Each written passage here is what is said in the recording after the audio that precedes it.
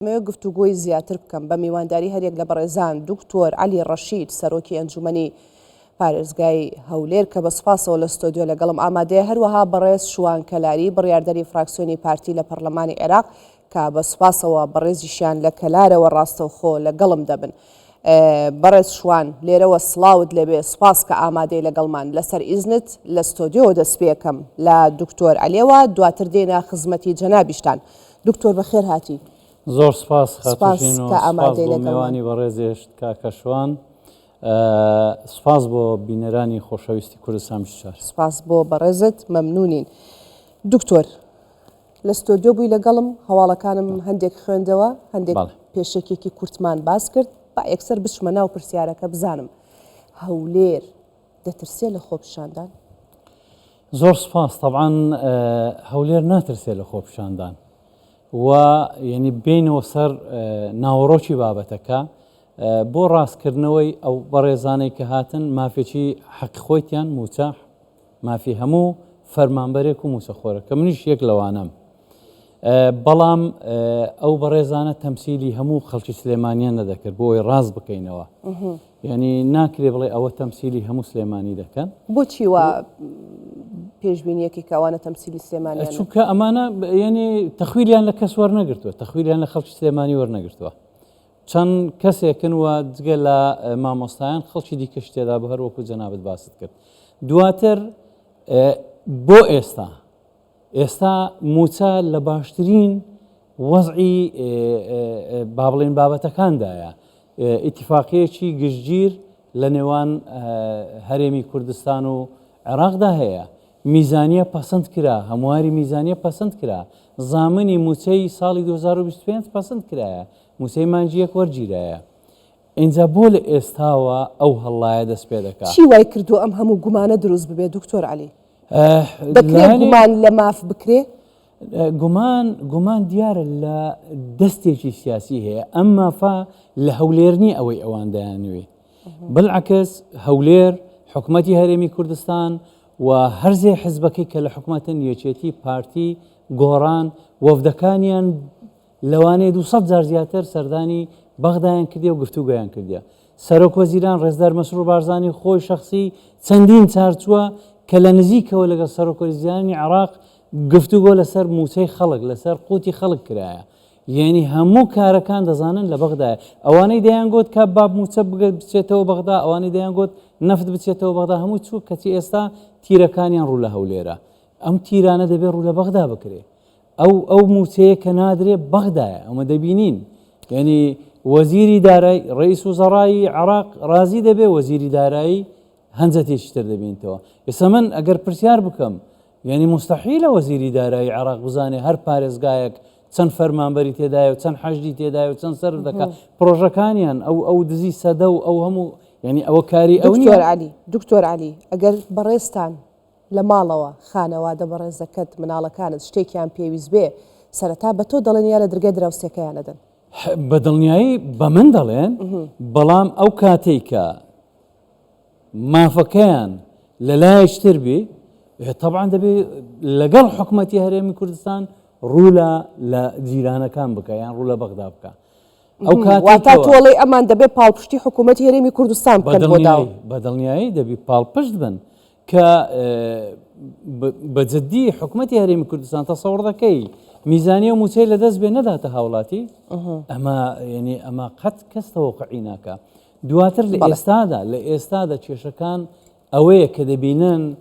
هەرێمی کوردستان، حکومەتی هەرێمی کوردستان کە بووتە مەرجەعێک بۆ ئاشتەوایی و بۆ بوژانە و بۆ دۆسی کورد، هەم لە ڕۆژهەڵات، ئەم لە دوو ببوورە، هەم لە ڕۆژاوە، هەم لە باکوور. ئەمە بەڕاستی تیری دوژمن و تیری حەشدا لە پشت ئەو بابەت دێمە سەرە و باسەش. دکتۆر دەست خۆش، ئەمە دەستپێک بوو، با بچمە لای میوانەکانی دیکەش. با میوانێکی دیکەشم لەگەڵا ئامادە بێت ئاماژەی پێ بکەم بەڕێز کامەران غەریب، شرۆڤەکاری سیاسی کە بە سوپاسەوە ئەویش لە ستۆدیۆکانمان لە سلێمانیەوە لەگەڵمان دەبێت. کاک شوان، با بێمە لای تۆ، ئەگەر سێری سێ بکەم یا چوار، کامێرەی سێ کامێرەی چوار؟ باشە، لەگەڵ کامێرەی سێ بەردەوامە بم. کاک شوان، دکتۆر عەلی و منیش باسمان کرد، وتمان بە شێوەیەک ڕێککەوتنێک کراوە کە موچەی 12 مانگی ئەم ساڵ زامن بکرێ. ئایا موچەی 12 مانگی ئەم ساڵ زامن کراوە؟ ئەگەر بەڵێ ئەم داواکاریە لە خۆڕایە کە هاوڵاتیان دەیکەن لە هەرێمی کوردستانەوە بۆ موچەکانیان یاخود نەخێر ئەزمون و ڕابردوویەکی خراپیان لەگەڵ گەرنتی و بڕیار و بەڵێنەکانی حکوومەتی عێراقی هەیە؟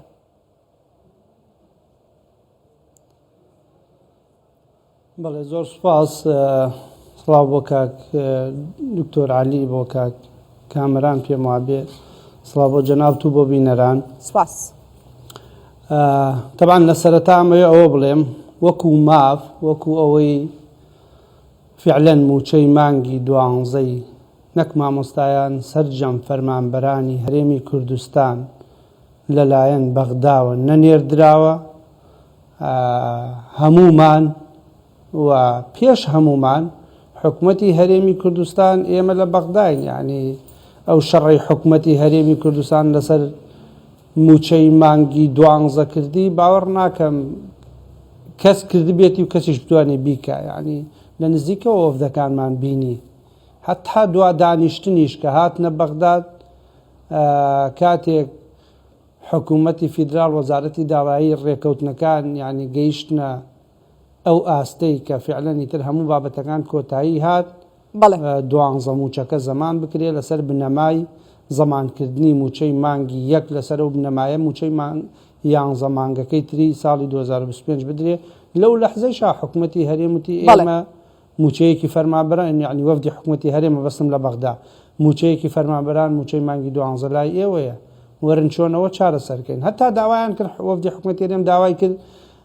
قەرزمان بدەنێ لە تەخسیساتی لە بودجەی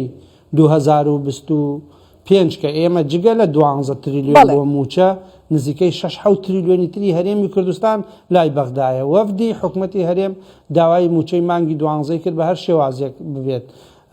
وەکو ما فەرمانبەران حەقی خۆیانە، بەڵام وەکو ئەوەی کە دکتۆر عەلیش باسی کرد بەداخەوە یعنی ئەجندای سیاسی تێکەڵ بوو و حزبەکان دەستیان کرد بە مزایدەی سیاسی حزبەکانی سلێمانی. ئێمە چەند مانگێکمان ماوە بۆ هەڵبژاردننی پەرلەمانی عێراق، لێرە ئەیانەوێت لە کاروانەکە جێ نەمێنن، هەمویان بەشدارن لەو مزایدە بەڕاستی بەغاشیان هێنا. ئەو پەرلەمانتارانە بەڕێزانی من لە پێناو چی و بۆ بەدەستێنانی چی؟ وەڵا بە دەرەجە یەک مزایدەکەن بۆ بەدەستێنانی دەنگ. لێرە جەوێک هەیە لە سلێمانی، هەرکێ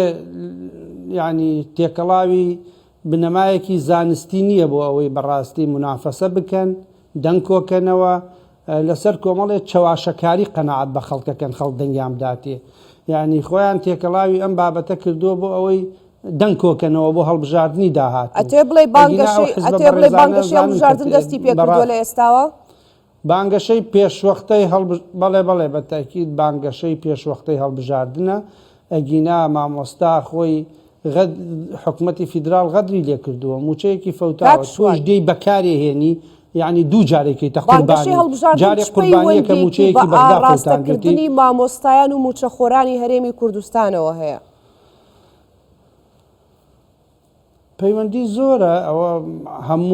هەموو کامێراکان ڕووی لەو خێمانەی سلێمانیە، هەموو تەرکیزی هەموو خەڵکی کوردستان ڕووی لەو خێمانەی سلێمانیە، بە تایبەتی با بڵین سلێمانی کە جەوێکی زۆنی سەوز با بڵین جەوێکی تایبەتی هەیە، ئەمانە ئەیانەوێت دەنگ کۆ بکەنەوە. ئەگینا وەکو وتم ئەو حزبە بەڕێزانەی کە بەشدارن لەم بانگەشەی پێشوەختەی هەڵبژاردنە، ئەوانە زۆر باشە زانن ئەوەی 3 ساڵە کێشە بۆ ئێمە دروستەکە لە بەغدا بەڕێزوی بەڕێزوی سفکیلابی و گروپەکەی ئەون خۆ هەمویان نەزانن بەڕێزوی سفکیلابی ئەندامی لیژنەی دارایی ئەندامی لیژنەی دالایی پەرلەمانی عێراقە. با پێمان بڵێن کێ بوو یعنی ئەو هەموو سەرێشەی بۆ هەرێمی کوردستان دروست کرد کە دەیان قومبەلەی تەوقیت کرا و کاتێک قانونی موازنە لە ساڵی 2023 لە حکوومەتی فیدراڵەوە هات بۆ پەرلەمانی عێراق، هات بۆ لیژنەی دارایی لە پەرلەمانی عێراق کە ئێمە لەوێ بووین، هەردوو حکوومەت لەسەری ڕێکەوت بوون، قانونێکی زۆر باش بوو. با فراکسیۆنە کوردستانیەکانی پەرلەمانی عێراق پێمان بڵێن کێ بوو لە ناو لیژنەی دارایی کاکشوان دەیان خاڵ و قومبەلی تەوقیت کراوی هێنا زۆر ورد دێمە سەر ئەو پرسە و هاتنی پەرلەمانتارانی عێراق بۆ خێمەی مانگرتووان کە مەبەسمە هەر بەڕێزیشت وەڵام بدەیتەوە چونکە تۆ بەرکەوتنی ڕاستە و خۆت لەگەڵیانە هەیە. دواتر دێمە سەر ئەوە بەڕێز کامەران غەریب سوپاس بۆ تۆش کە ئامادەی لەگەڵمان. پرسیارەکە بۆ ئێوە ئەوەیە ئەو مانگرتوانە ئەو مامۆستا بەڕێزانە ئەو فەرمانبەرانە بۆچی ئەمڕۆ ویستیان سنووری دێگەڵە ببڕن و بێنە هەولێر؟ یعنی خوێندنەوەی ئێوە چی بوو بۆ دۆخەکە؟ ئەیانویست چ پەیامێ بگەێنن؟ پەیامەکە لە سلێمانیەوە نەدەگەیشت؟ بەڵێ شەوتان باش ڕێز و سڵاوم بۆ کاک شوان و کاک دکتۆر هەیە. بەڕاستی ئێمە لە سنووری سلەیمانیار چەند ساڵ جارێک ڕوبەڕووی کۆمەڵێک گرفتی لەم شێوەیە بینەوە کاڵم ئێمە چ وەکو پارتی دیموکراتی کوردستان چ وەکو دام و دەستگاکانی حکوومەتی هەرێمی کوردستان هەروەوانەی هاوسۆزن لەگەڵ ئیستیقرار و لەگەڵ ئەمنیەتە لە هەرێمی کوردستانە. ئەوەی کە لە ئێستا لە خێمەی مانگرتوانە گوزەرێ لە پشتی خێمەکەواتە لە دەباشانەوە ئاراستە ئەکرێ. ئەمە شتێک نییە کە نکۆڵی لێ بکرێ. قوبات تاڵەبانی دوور لە چاوی میدیاکان ئەچێتە خێمەکە و لەگەڵیانە کۆ ئەبێتەوە لە کاتێکا کە ئەگەر قوبات تاڵەبانی لەوێ مان بگرێت لەگەڵیانە باشتر ئەتوانێت مەبەستەکەی بپێچێ و ئەو داواکاریانەی کە مانگرتووەکان داوایەکەن بێنیتە دی. بافڵ تاڵەبانی بەپێی ئەو دروشمانەی کە لە هەڵبەتی هەڵبژاردنە ئاراستەی خەڵکی خۆیە کرد کە تێکی ئەدەن و تێکی ئەشکێنن و ئەی گۆڕن و ئەمانە پێ ئەچێبیەوێ لەگەڵ بەشێک لەو لایەنانەی کە لە بەرەی مقاومەیە ئێستا بە شێوەیەک لە شێوەکان لە سەر ساحە سیاسیەکەی جیهانە شکستیان هێناوە. هەروەها ڕوبەڕووی بەرەنگاریەکی زۆر تون بوونەتەوە دواژەوەی کە ترامپ بۆتەوە بە سەرۆکۆماری ئەمریکا بیانەوێ بە شێوەیەک ئەمن و ئیستیقرار و ئارامی لە هەرێمی کوردستانە بشێوێنن کە ئێمە ئەزانین ئەو داواکاریانە بە پێی ئەو سکاڵایەی جەنابی سەرۆکۆمار بێکە پاش ئەوەی کە میزانیەی سەرۆکایەتی کۆمار وەروە پاسەوانەکان و نووسنگەکەی لەلایەن تەیف سامیەوە بڕە سکاڵای لە دژی سۆدانی و تەیف سامی تۆمار کردووە بۆچی بۆ بەرژەوەندی موچەخۆرانی هەرێمی کوردستان کەماتە ئەمە خۆیە سەلمێنێک کە ئەوەی کە ئەوان داوایەکەن لە بەغدایە لە هەولێر نییە. بەڵێ باش کاکامەران پرسیارم زۆرە بۆ بەڕێزت بەڵام با ئەمەت پێ بڵێم هاوکارانم پێمەڵێن کە هەر ئێستا قەیس خەزعەلی پەیامێکی بڵاو کردوتەوە بە ئاڕاستەی سلێمانی کردووە بە تایبەت نەک هەرێمی کوردستان کە دەڵێ پیرۆزباییتان لێ یەکەم ئەمەی ناوە ئینتیفازا دەڵێ ئەو ڕووداوی ئەمڕۆ ئەمە ئینتیفازەیە کەواتە دەتوانی بەمە بڵێ ئەجێندای دەرەکی یاخود خوێندنەوەیکی دیکە هەڵەگرێ؟ بە دڵنیاییەوە وەکو وتم ئێمە چەند ساڵجارێت ڕوبەڕووی ئەوە ئەبینەوە چەند ساڵێک لەمەوبەر بە هێزی سەربازی ڕوبەڕووی بارگاکانی پارتی دیموکراتی کوردستان بوونەوە بۆ لەبەرەوەی پارتی بە تایبەتی لە دوایین هەڵبژاردنە شۆکێکی زۆر گەورە بوو بۆ ئەوانەی کە پێیان وا بوو بەڵام تۆ بۆ یەکسەر بۆچی پێتان وایە ئەم خۆ پیشاندانەکە دڵێ بە سیاسی کراوە بوو یەکسەر ئاراستەی پارتی ینی بۆچی پارتی ئەبێت هەموو شتەکان بۆ ئەو بێت بەڵام بیرمان نەچێ لە ناو خێمە و مانگرتوەکان ئاڕاستی یەکێتی دەکەن ئاڕاستی پارتی دەکەن ئاڕاستی هێز و لایەنە سیاسیەکانی دیکەشەکەن ڕەخنەیان هەیە قسەیان هەیە بۆچی تۆ پێ دوایە بەس پارتی و پارتی دەکەی بە خاوەنی ئەوەی کە هەموو هجوومەکە تەنها بۆ پارتیە؟ زۆر جارەوەی ئێمە بەڕووکەش ئەیبینین ئەوە نییە کە لە ناواخەنە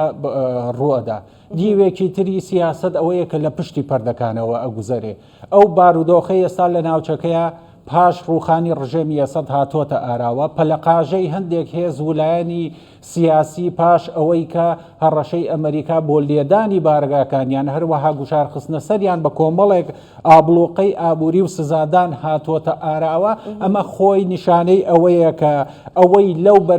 بەرەیە ئەوێ بە شێوەیەکی تر پاش لە دەستدانی زەویەکی زۆر لەم لاوە زەویەکی تر بگرێتەوە کە ببێتە شوێنی تەراتێنیەوە کە ئەویش هەرێمی کوردستانە ئێمە ئەوە باش ئەزانین کە ئەو هێزولایەنە سیاسیانە کێن بە قەیس خەزعەلیەوە بە حەشدی شەعبیەوە بە بەشێک لە یەکێتی نیشتیمان بەڵێ ئێوە لە سلێمانین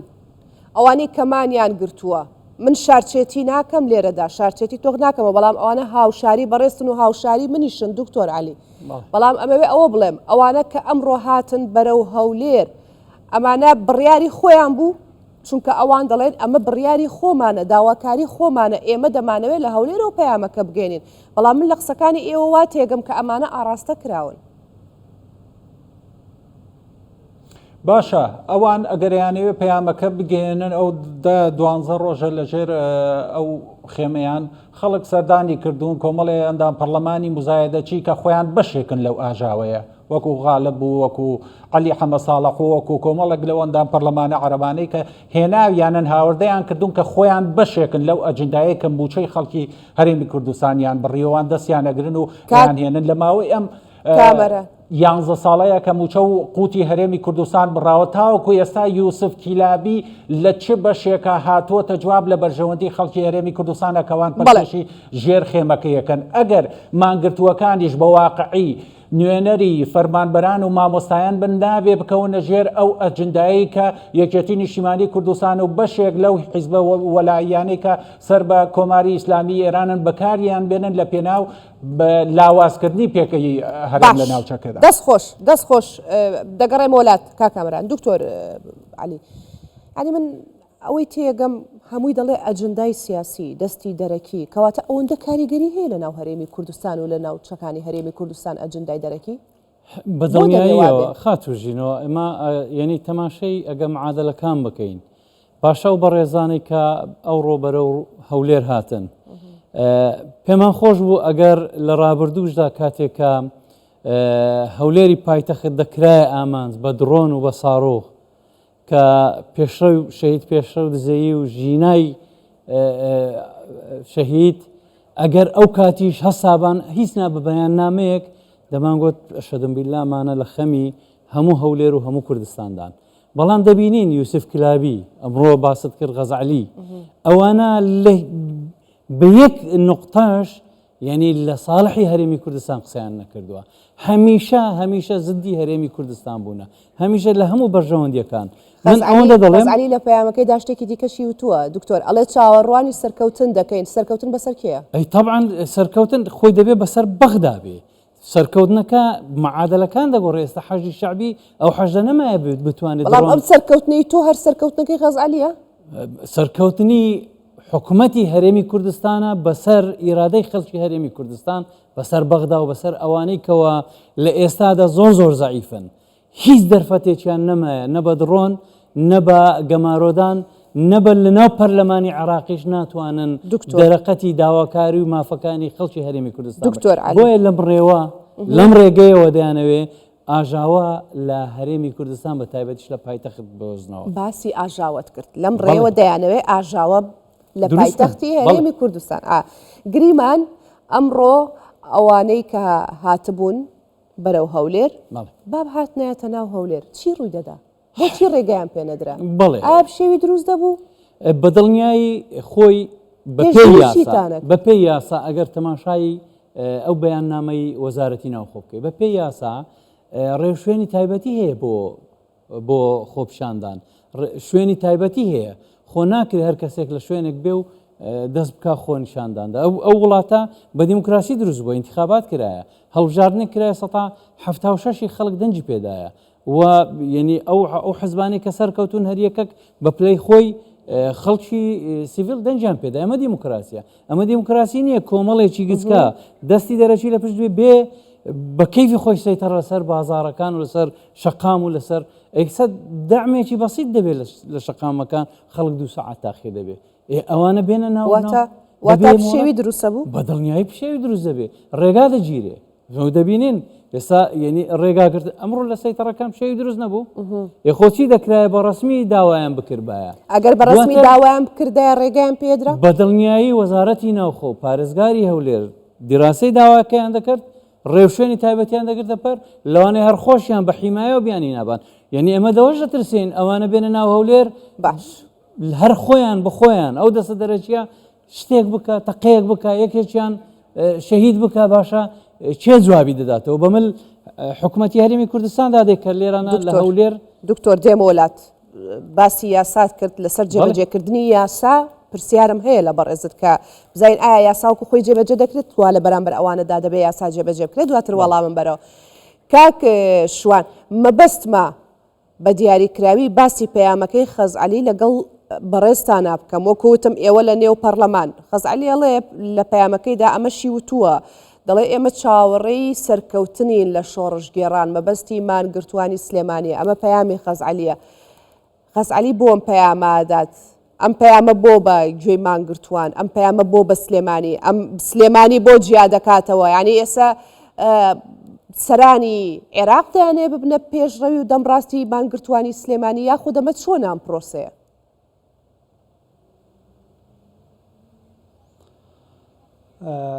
ئیمامی عەلی ئەڵێن قەولێکی هەیە ئەڵێ کەسێک لێی پرسی لەم زەمەنە ینی دڵسۆز و نادڵسۆزمان لێ تێک چوە ئیمامی عەلی فەرمووی لێتان تێک نەچێ ڕمی تیرەکان لە هەر کێ بوو ئەوە دڵسۆزە یعنی حکوومەتی هەرێم و هەولێر دیارە ڕمی کام تیرانەیان لەسرە سێ موچەی فەرمانبەرانی هەرێمی کوردستان بڕا بەڕێز خەزعەلی بۆ بەیانێکی دەرنەکرد بەلە ئەوەی وەزعەکە بگاتە ئەم بارودۆخەی ئەمڕۆ موچەی مانگی دوانزە هی فەرمانبەران بەغدا نەینات بەڕێز خەزعەلی بۆ بەدەنگ نەهات لەسەر گەڕانەوەی زەویە داگیرکراوەکان وەکوڵێ ئیحتیوای ئێمەیان کرد لە ناو پەرلەمانە بارودۆخێکی وایان دروست کرد بۆ بەڕێز خەزعەلی بەدەنگ نەهات یعنی بابەتەکە ڕوونە وەڵاهی لەوانەیە هەر زۆر شرۆڤەی شەڕ نەگرێ بۆ تێکدانی ئاسایشی هەرێمی کوردستانە بۆ بە ئامانجگرتنی هەولێرە بۆ بەشێکیشی با ئەوەیش بڵێن بەشێکیشی لێدانە لەو ڕێکەوتنەی کە لە نێوان هەردوو حکوومەتا دروست بووە من لە بەغدام بارودۆخی بەغدا بەباشیە زانم کۆمەڵێ حزب و ڕەوت هەیە لە بەغدا دژی خودی محەممەد شیع سوودانیشن ئەم بابەتانەی کە دەعوا تەسجیلە کرێ و کە دژی ڕێکەوتن بە تایبەتی بەشێکی دژ بە یعنی تعدیلکردنی قانونی موازنەیە کە لە داهاتووی نزیکدا حکوومەتی هەرێم بە ڕێکەوتن لەگەڵ حکوومەتی فیدراڵە نەوتە فرۆشرێ و دوانزە موچەی مانگی 2025 زەمان بووە بەشێکی ئەوەیە بەشێکی تریشی بەڕاست بەڵێ من دەزانم بەڕێستان قسەی زۆرتان پێەیە چونکە ئێوە لە نێو پەرلەمانی عێراق نوێنەکان بە زیندووترە بینن بەڵام من ئەمەیە پرسیار بکەم ینی خەزعەلی پەیامەکەی کە بڵاو کردوتەوانێ شتی زۆرتیە وسە کەوتم بە مانگورتوانەڵێ ئێوە بەردەوام بن ئێمە چاوەڕێی سەرکەوتنی ئەم شۆڕشاکەین ئەمە ئینتیفازە بووە دەستخۆشیتان لەکەین ینی پرسیارەکە ئەوەیە من تۆ وەڵامی ئەوە دەیامەوە وتم کەواتە کێ سەرکردایەتی ئەم مانگرتنەوە ئەم داواکاریانە دەکات لە کاتێکدا دکتۆر عەلیش باسی کرد بەڕێزیشت باست کرد وتت داواکاری و مافی موچەخۆران و هاوڵاتیان و مامۆستایان مافێکی حەقیقی و شایستەی خۆیانە بەڵام ئێستا کە ئەم ڕووداوانەی پشت مانگرتوەکان دەبینین ئەمە دەوترێ ئەمە وێنە گەورەکەیە ینی کێ سەرکردایەتی خۆپشاندانەکە و داواکاریەکان دەکات ئەبێ ئەو مانگرتووە بە ڕێزانە خۆیان تێبگەن ینی ئەوان 100% وەکو من و دکتۆر عەلی و میوانەکانی کامەرانی شتەکی دەکەینەوە کە ئەوە مانگرتنەکە مافی ڕەوای خۆیانەوە فعلەن پەیامەکەشیان گەیشت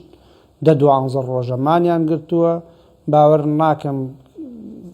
کەسێکی سیاسی لە عێراقا هەبێ بە بارودۆخەکەی نەزانیەوە هەمووشمان نەزانین داواکاریەکەیان چییە بەڵام ئەبێ و بە ڕێزانە بزانن ئەوان ئەبنە قوربانی و خواستە ڕەواکانی ئەوان بەکارە هێنرێ بۆ ئەجیندای تر حزب هەیە دەنگی نەهێناوە و دۆڕاوە بەکارە هێنێ سەرکردەی سیاسی و حزبی هەیە وەکو بەیان نامانەی جەناب باست کرد لە بەغداوە ئەمانە هەر لە ئەزەڵەوە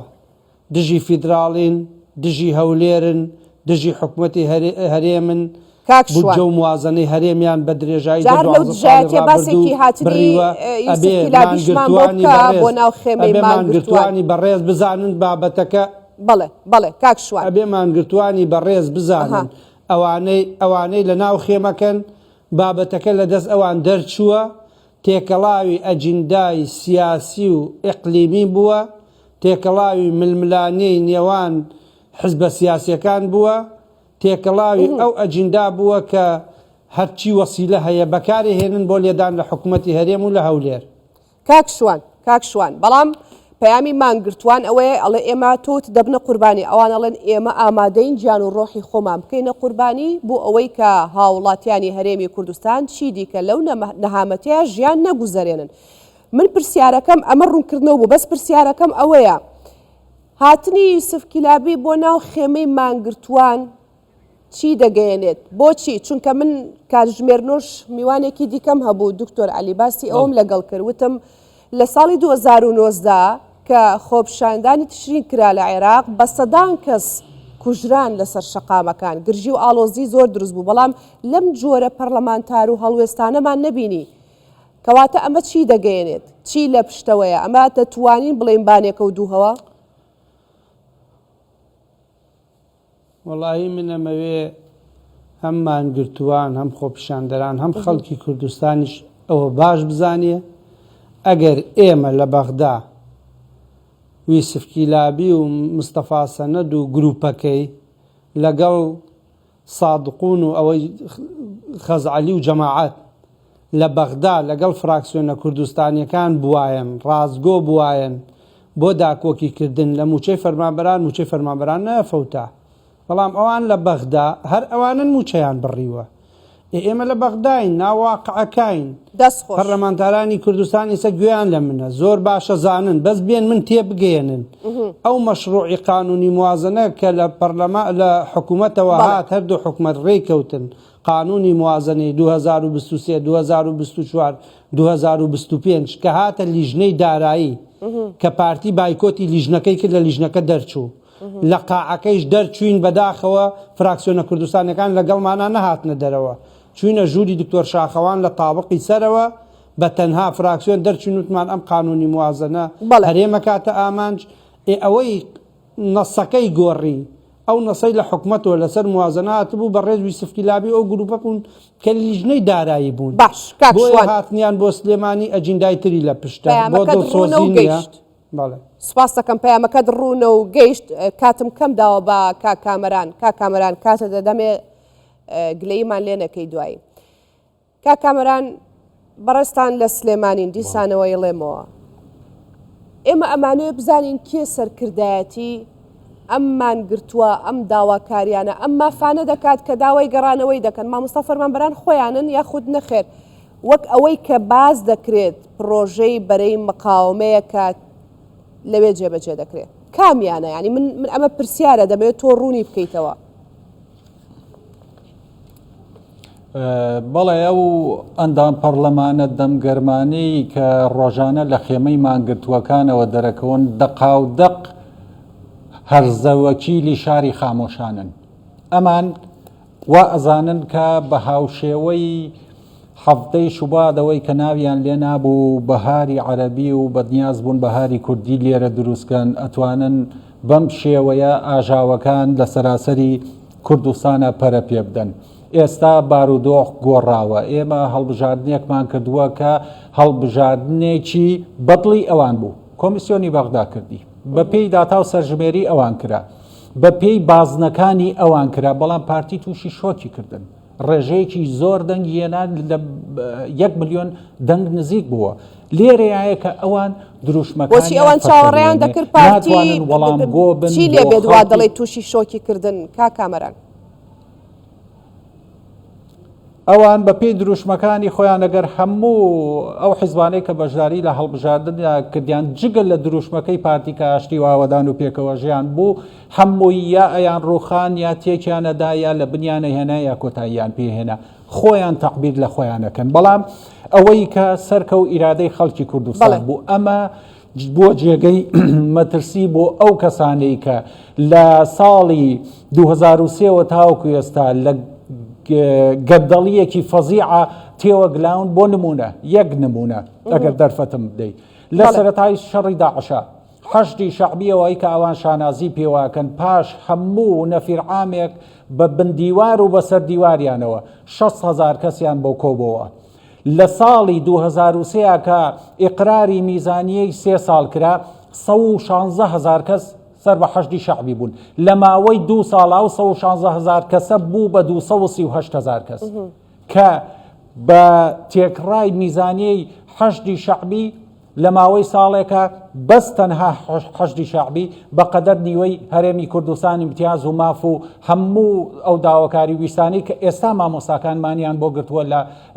ژێر ئەو خێمانەیە ئێمە بە دروستی زۆر بە باشی ئەزانین کە ئەمە بیانوویەکە فترەیەکی زۆرە کە ئەوان لە کەمینان بۆ ئەوەی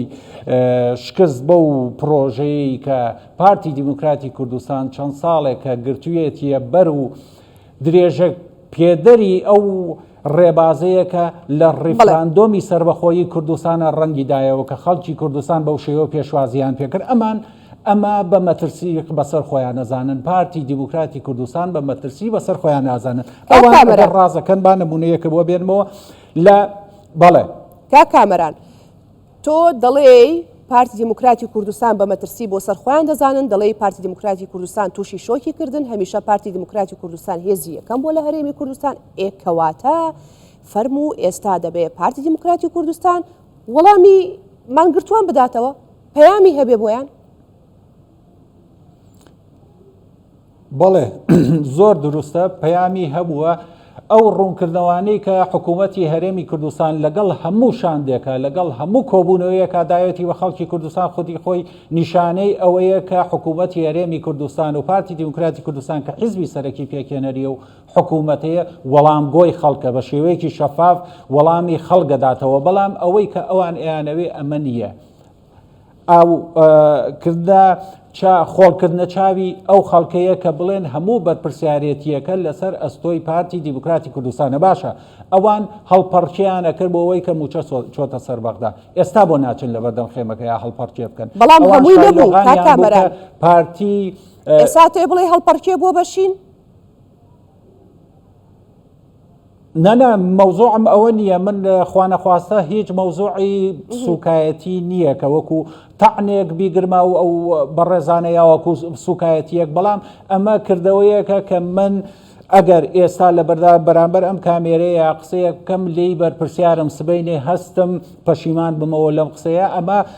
بە شێوەیەک لە شێوەکان دەکرێتە نیفاق و دووڕوێ ئێمە کاتێک کە هێرشی موشکی بۆ سەر هەولێری پایتەخت کرا خۆپیشاندانێکمان لە سلەیمانی ساز کرد ئەوانەی کە ئێستا ئاچن لە بەردەم شاشەکانە لە خێمەکە و لە پشتی خێمەکە قسەی زلەکەن کەسیان ئامادە نەبوون بێن لەگەڵمانە بن دەسەڵاتی سلەیمانی ئامادە نەبوو شوێنێکی شیاو بە ئێمە بدا بۆ ئەوەی حەجمی ئەو خۆپیشاندانە دەرکەوێت لە پارکی نالیان داینێکە پارکێکی زۆر بچووکە لە نزیکی ئوتێڵ ڕامادا بۆ ئەوەی زیاتر شتەکە بچووکەرەوە باشە تۆ کە بەرامبەر بە شێوە بیرکردنەوەیەکی لەم جۆرە شۆڤێنیانە بی بە چه شێوەیەک ئەتوانی لەوانەی کە دوا ئەمانە بگەێنی ئەمانە هەڵەن ئەمانە دژی بەرژەوەندیەکانی خەڵکی کوردستان چکۆکوتم بە کاتەکەی خۆ تەواو بکەم لەگەڵت کاکامەران تۆ چوویتە تا دەوروبەری ئەو خێمەی کەمان گرتوانی تێدایە بینیوتە ینی پرسیارەکەم بۆ ئەجارە پێم بڵێت چویت بینیوتە حەجمی ئەو خەڵکەی لەوەیە من نەخێر نەچووم ناچم ناچووی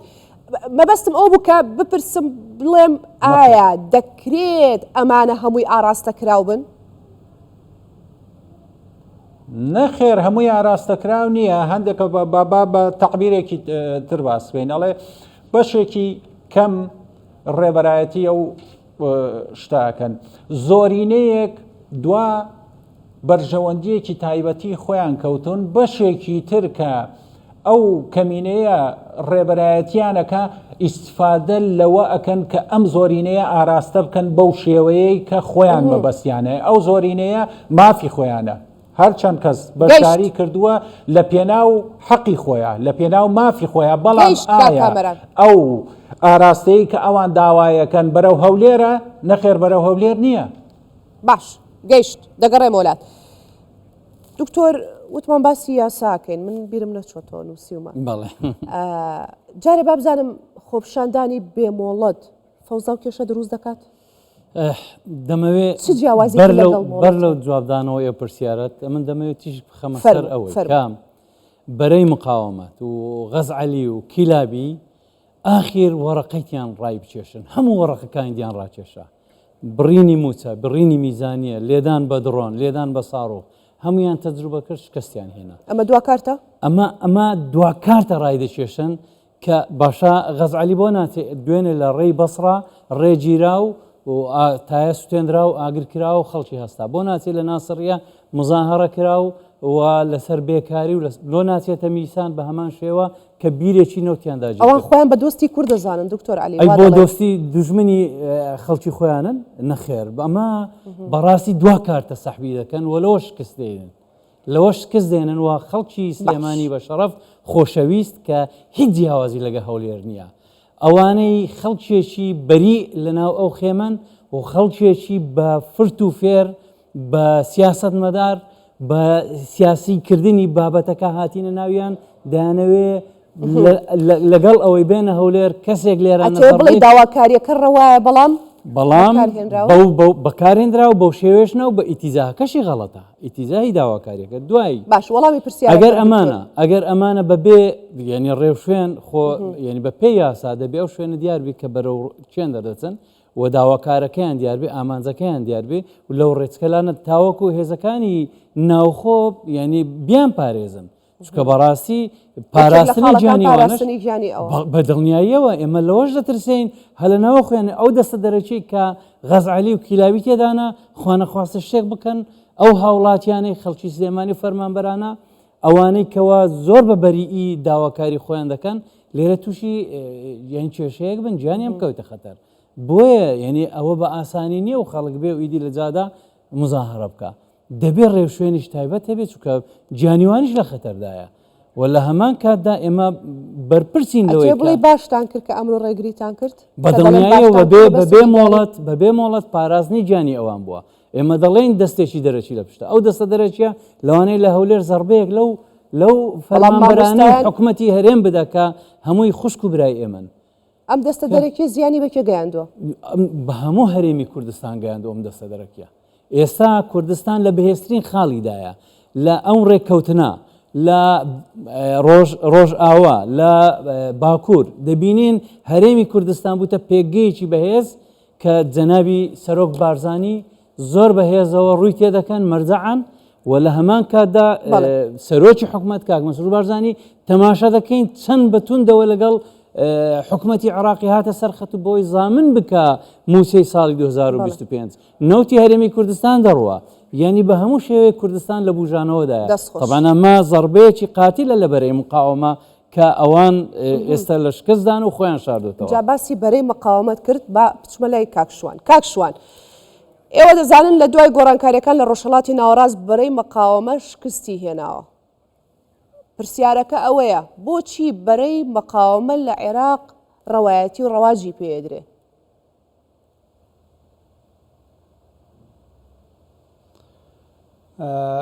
قسەمان لەسەر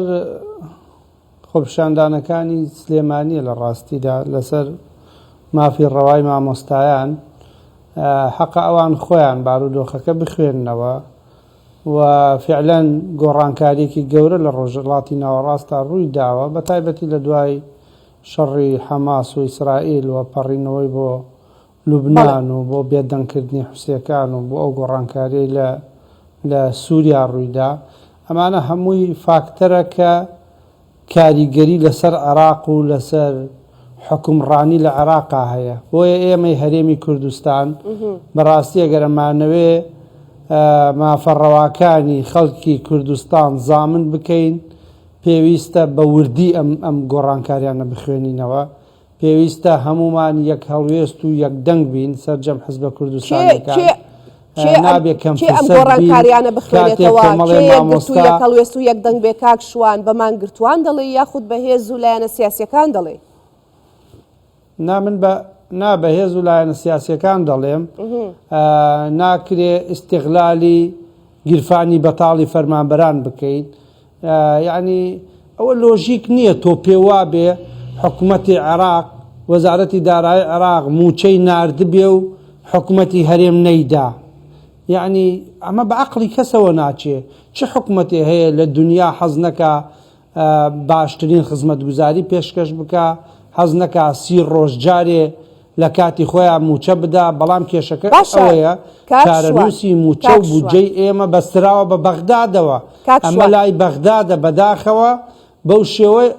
بەڵێ کاک شوان بە کورتی وەڵامە بەرەوە سوپاس دەکەم ئێستا ئێمە زۆر بابەتی دیکەماوە بۆی بگەینە ڕێکەوتن لەگەڵ بەغدا لەگەڵ عێراقا ئایا ئەم زمانی گفتوگۆیە کە ئێستا هەرێمی کوردستان پێی ئەدوێ ئەمە باشە بۆی کە ڕێکەوتنەکان تا سەر بێ لەگەڵ عێراق مەبەستم بۆ نمونە هەر زۆر بادوور نەکەینەوە ئەم گفتوگۆیی کە ئێستا ئێمە یکەین لەم ستۆدیۆیەوە کە بەڕێستان شرۆڤەیەکەن ئایا ئەم زمانی گفتوگۆیە باشە لەگەڵ عێراقا؟ ئێمە لەگەڵ عێراقا واز لەوە بێرە هەندێک پەرلەمانتار هەندێک حزب هەیە ئەجندای تریان هەیە بەرنامەی تریان هەیە ستراتیژێکی تر جێبەجێەکەن کە جێبەجێکردنی ئەو ستراتیژانە فەوزای لەکەوێتەوە ئەیانەوەی کێشە لە نێوان هەرێم و بەغدا دروستکەن ئەیانەوەی کێشە لە نێوان حزبە کوردستانیەکان دروستکەن ئەیانەوەی کێشە لە نێوان فەرمانبەران و حکوومەتی هەرێمی کوردستانە دروستکەین بەڵام لە ئێستادا ئێمە لەگەڵ حکوومەتی فیدراڵە تێگەیشتنی باشەیە ڕێکەوتنی باشەیە گرفتی ئێمە بە دەرەجەی یەک ئەوەیە بەڕاستی کە لە 2024 توانیان موچەیەکی ئێمە نەدەن وەزارەتی دارایی عێراق بەڕاستی وەکو دەیان جاری تر من لە ئیعلام باسم کردووە ڕقەمەکان هەمووی ڕوونە ئێمە تا مانگی 9 هیچ کێشەیەکمان نەبووە تا مانگی 9 2024 موچە دراوە لە مانگی 10 و 11 و 12 نزیکەی تریلیۆنێک ئەوە ئەگەر باسی ئەوکەین بەرنامەیەکی دیکەمانەوێ سپاس دەکەم ببوورە چونکە کۆتایی کاتم کۆتایی هاتووە مەبەسمە کاکامەران دواپایامی لێوەرگرم کاکامەران ئەمەی کە ڕوو دەدا دەوترێ ئەمە هێز و لایەنە سیاسیەکانیش بەرپرسیارن بە دەرەجە یەک لە هەرێمی کوردستان چونکە ناتەبایی و ڕێگنەکەوتنی ئەوان وای کردو جۆرێک لە ناسەقامگیری دروست ببێت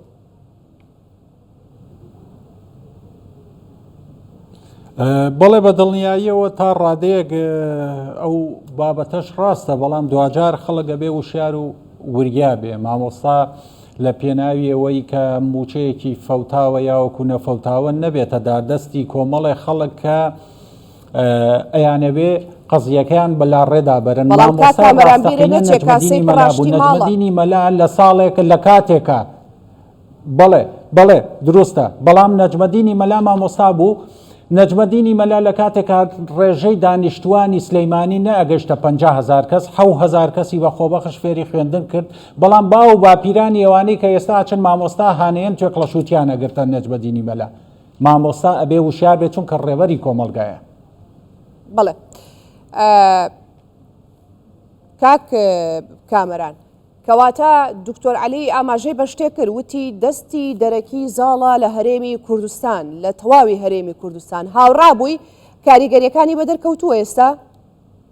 لە تەواوی هەرێمی کوردستان نەخێر لە تەواوی هەرێمی کوردستان نەخێر بەڵام ئێمە لەم سنوورەیە ئازانین کە هاوکێشەکە بە چ شێوەیە کە هەروە چه حیزبولایەنێکی سیاسی بە نایەسایی تەراتێنەکە و هەوڵەدا کە لەو گۆمەلیخنەی کە لە سلەیمانیە هەیە ماسی هەروەها لێکەوتە و کاریگەریەکانی تەنها لە سلێمانیە نەخێر لە سلەیمانی نییە چونکە سلەیمانی بەشێکی ئازیزی کوردستانە سلەیمانی و خەڵکی سلەیمانی بەشێکی دانەپراوی کوردستانن بەو شێوەیە کە خەونە نەزۆکەی کە ئەوانەیانەوێت لە کوردستانی دابەبڕن لە گۆڕ ئەنرێ بۆیە ئەیانەوێت بەم شێوەیە سیمای سلێمانی و سلێمانیەکان ناشرین بکەن سپاس دەکەم دکتۆر عەلی زۆر بە کورتی ئەمڕۆ خەڵکی سلێمانی نیگەران بوون لە ئێوە وتیان نەیان هێشت بینە ناو هەولێرەوە کە شاری خۆمانە کەواتە پەیامی هەولێر بۆ سلێمانی چییە؟ زۆر سپاس دیسان دووبارە ژینۆ خان من دەڵێم ئەوانەی کە هاتبوون تەمسیلی هەموو خەڵکی سلێمانی ناکەن بۆیە خەڵکی سلێمانی هەموو لە هەولێر نیگەران نین و ئەوانەی کەوا داواکاری شەرعیان هەیە بە پێی یاسا بێن ئێمە لەسەر چاوی خۆمانیان دادنێن دشیان پارێزین ڕێزکەکەیان بزانین شوێنیان بزانین و دەشیان گەینینەوە بەڵام بەو شێوازەکە ینی بەبێ مۆڵەت بەبێ دیاریکردنی شوێنی مەبەست بێن بەڕاستی گیانی ئەوان دەکەوتە خەتەر بۆیە خەڵکی سلێمانی بەڕێز مامۆستایانی بەڕێز وریابن ڕجاتان لێ دەکەم یوسف کلابی و